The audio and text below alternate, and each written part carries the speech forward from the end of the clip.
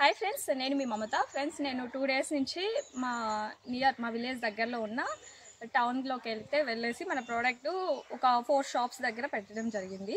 So వాళ్ళు నాకు నేను 1 డే ఖాళీ ఇచ్చాను. సో వాళ్ళు నాకేం చెప్పారంటే ఆల్రెడీ కొన్ని స్టాక్ అయిపోయినాయి, ఇంకా నేను ఏమైతే పెట్టలేదో వేరే ఐటమ్స్ అడగడం అయితే జరిగింది. ఈరోజు నేను బ్యాగ్ మొత్తం సర్దుకొని ఇప్పుడైతే వెళ్తున్నాను.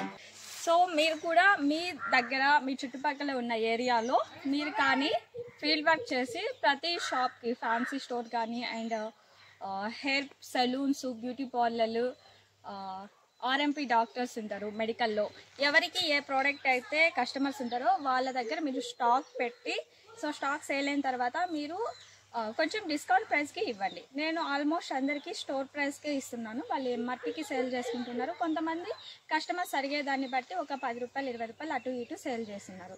అలా వాళ్ళకి బెనిఫిట్ ఉంటుంది, మనకి బిజినెస్ టర్న్ ఓవర్ అవుతుంది. సో ఇలా చేసుకుంటే బెస్ట్ ఉంటుంది, బాగుంటుంది, మీకు ఈజీగా ప్రోడక్ట్ అనేది సేల్ అవుతుంది. సో ప్రతి ఒక్కరు ఈ విధంగా కూడా ట్రై చేయండి. Thank you.